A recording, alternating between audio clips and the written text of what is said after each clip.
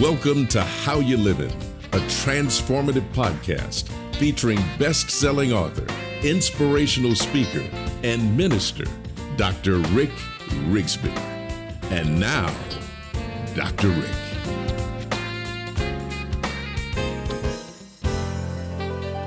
Hello, friends. Thanks so much for listening. How would you like to elevate the quality of each and every day? Even the bad days, even the difficult days. What if I were to tell you it's well within our power to do so? That is, if we choose to live with a positive attitude. I want to talk specifically about the power of being positive. Positivity refers to being optimistic in life, going through the day with an optimistic outlook, going through the day filled with hope and the expectation that good outcomes are going to occur. Learning to think more positive affects our well-being.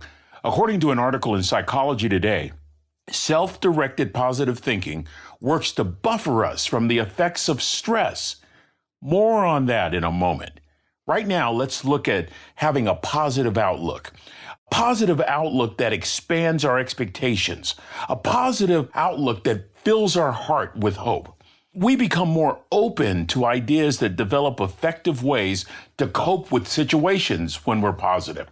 We actually have this attitude that believes that we can accomplish anything. We can react in a positive way to all situations, that we're expecting good outcomes. I love having a positive attitude. I remember once hearing that it is your attitude, not your aptitude, that determines your altitude. I want a positive attitude.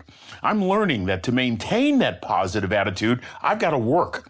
I've got to protect myself from all these negative impulses. What you feed your brain becomes very important. All that input is not necessarily good for us. And I want to protect myself from every negative impulse that I possibly can. Here's one. How about being critical of others? Why do I need to be critical of others? I've been so challenged and so inspired by the brilliant writing of Jay Shetty on this subject. He spent time alternating between the business world and a monastery. Can you imagine that? He writes about this in his book titled, Think Like a Monk, Train Your Mind for Peace and Purpose Every Day. Shetty shares an experience that he had in the monastery, an exercise that he learned with other monks that really challenges me to this very day. The exercise focused on not being so critical of others, thus creating a more positive environment in the mind. Shetty took a class called, are you ready for this title? Cancers of the Mind. Comparing, complaining, criticizing. Listen to what Shetty discovered. Quote, in the class, we talked about negative thought habits, including gossip. One of the exercises was keeping a tally of every criticism we spoke or thought.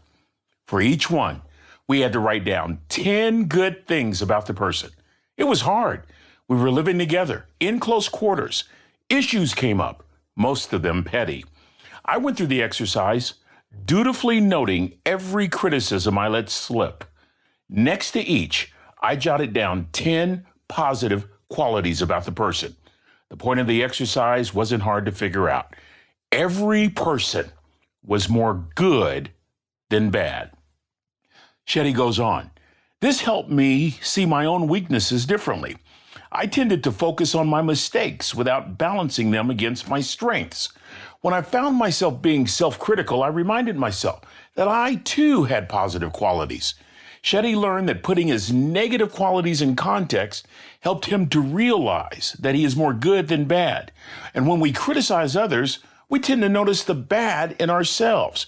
But when we look for the good in others, we see the best in ourselves. So, friends, I want you to try this example. Try this exercise. It's going to be a challenge, but give it a shot. I want you to take one day, keep a record of every criticism spoken or thought. Then for each criticism, write down 10 good things about that person. This will train your mind to think less negatively and more positive about others and eventually yourself. You see, having a positive attitude has so many benefits. There's even a strong link between being positive and improved health. A strong link between being positive and decreasing stress. According to medical experts at Johns Hopkins, a positive attitude improves outcomes and overall satisfaction of our lives. Conversely, researchers have discovered that negative emotions can weaken our immune systems. Bad moods can actually alter the function of our immune systems by increasing inflammation all throughout the body. People who are more positive are better protected against the inflammatory damages of stress. Additionally, a positive attitude fuels a kind of hope that results in healthier, more optimistic decision making. I was visiting with a counselor recently who discussed her work at a senior assisted living facility. While working with senior adults was immensely rewarding, she did notice something that troubled her. Some residents, not all, but some, were afraid to make new friends for fear that those new friends would pass away. Letting go, no matter what stage, is difficult. Now imagine having to say goodbye with a sorrowful consistency. These seniors were afraid to hope. That put them in a very negative space. Afraid to hope. That has to affect the quality of life. Being afraid to hope pushes one into the negative realm of life. I mention this because I don't believe that this notion of being afraid to hope is simply limited to an older population living in assisted facilities. I think many of us choose not to be positive simply because we're afraid. Friends, this is not a theory that I read. This is a fear that I lived, and I survived to write about it. In my book, Afraid to Hope, Discovering the Courage to Dream Again, I discuss the trauma of losing a wife to breast cancer and choosing to avoid life because of the fear of living life and being hurt again. Psychologists say the avoidance of that which produces pain is among the most powerful of all human impulses. We do everything we can to avoid pain. In my case, avoidance caused me to lose sight of living well, of living at all. If I was going to survive, I would have to shift my thinking from the negative to the positive. I would eventually remarry. I would have more children and I would move on with my life. However, to this day, there are times that I still struggle with fear. Fear of losing a spouse again. I think that's human. I bet many of you can relate. But what propels me forward into that positive space is this one truth. I learned to confront my fear. I acknowledged it. I confronted it. I came to the realization that I would rather confront and deal with my fear than be afraid to live, afraid to love, afraid to hope. Studies have found that a positive attitude improves outcomes while increasing our satisfaction.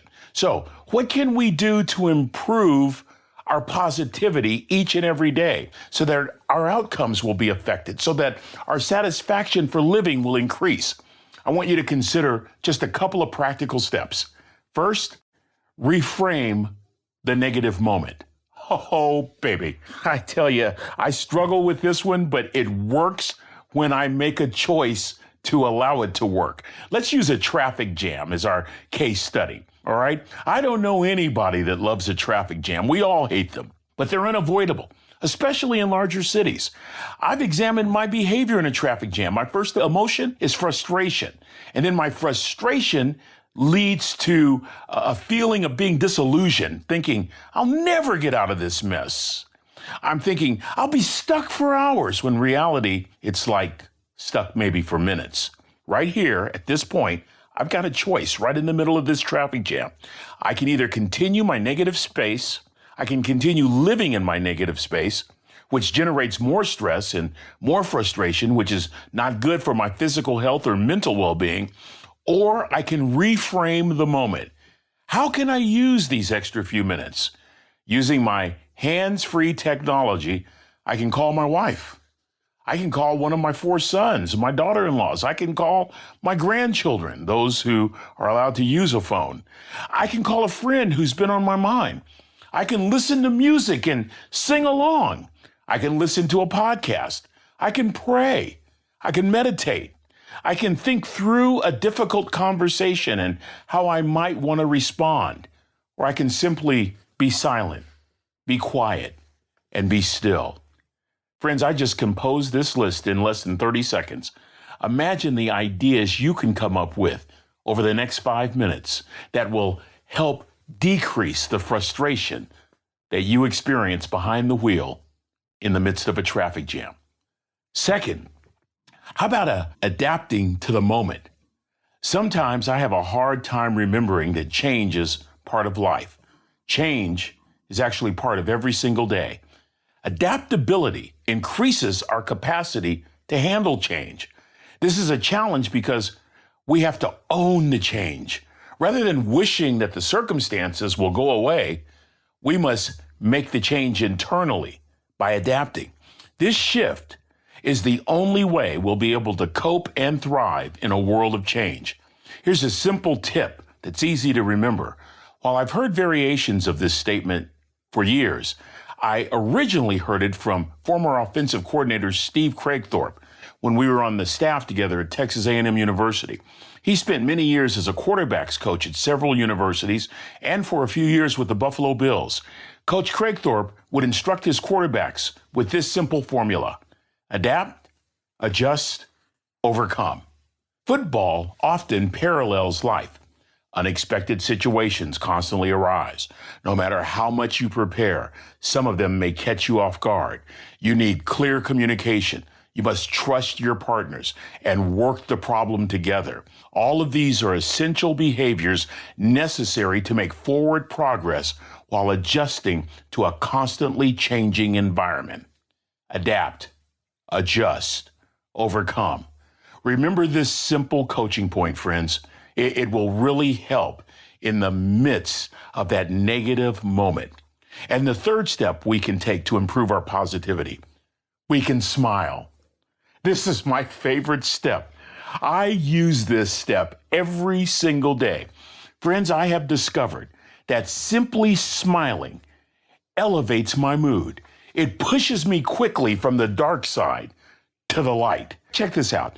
The University of Kansas researchers discovered that smiling, even fake smiling, reduces our heart rate and reduces our blood pressure during stressful situations.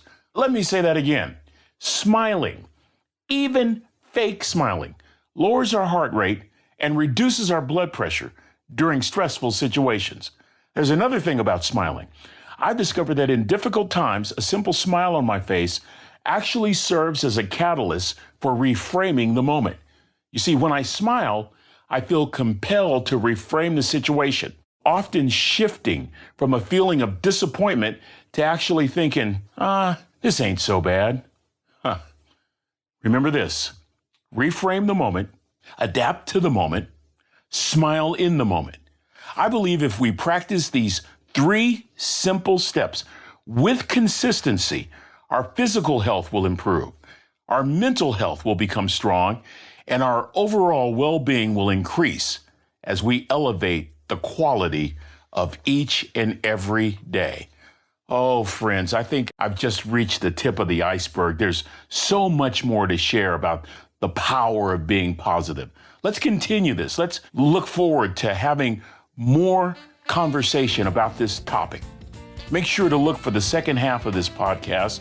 We'll title it Positive 2.0. Well, that's going to do it for this episode. Until we meet again, this is Dr. Rick asking the most important question I can ask. How you living? Are you ready to make an impact in your world right now? Do you want to stop existing and start living your best life right now? Dr. Rick wants to give you the first chapter of his best-selling book, Lessons from a Third Grade Dropout, absolutely free. Just go to www.rickrigsby.com/free gift to get the print or audiobook right now. This is thepodcastfactory.com.